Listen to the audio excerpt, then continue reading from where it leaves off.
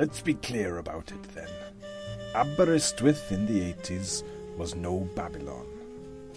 Even when the flood came, there was nothing biblical about the matter. I spent the years before the deluge operating out of an office on Canticle Street, and you know what that means.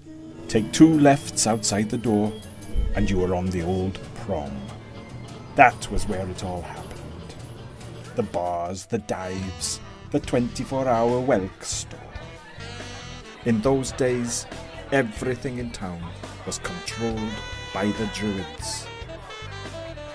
I spent a lot of my time at the Druid-run Moulin Club, and I'm well aware of what the girls got up to there.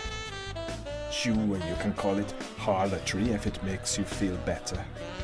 But I was there the night Bianca died, and I'm just as happy with the word prostitution. And as for idolatry, the only thing men worshipped on a regular basis before the flood was money. That and the singer down at the Moulin, her name fly posted on every spare wall between here and the station, Myfanwy Montes. And I know that for certain, because although I never had any money in my office in those days, I did once have Myfanwy Montes. When I arrived at Canticle Street that morning, Mrs. Llantrisant was already there, swabbing the step. She did this every morning. You just had to accept the fact that she came with the premises, like the electricity supply.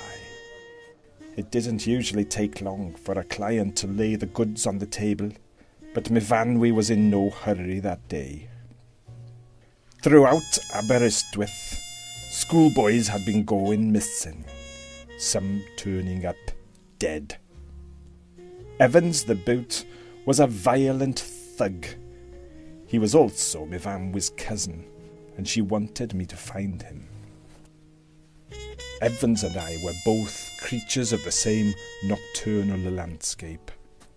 His evenings would be mapped out by the various intricate routes from pub to pub, while I would be sitting in cold cars.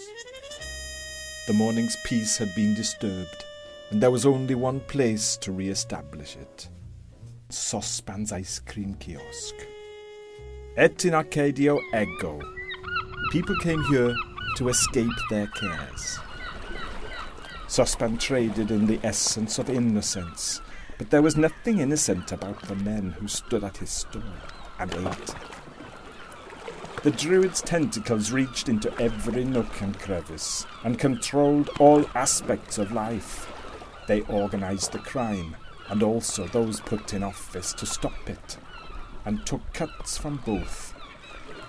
It hadn't always been like this. There was a time when they just organised the Eisteddfod and judged the poetry. It looked as if I was going to get mixed up with the disappearance of Evans the boat after all. I had turned down Myfanwy's case, but I was going to help her anyway. The trouble is, I'm still not sure if it was for good motives or just pig-headedness. Often, there's no difference.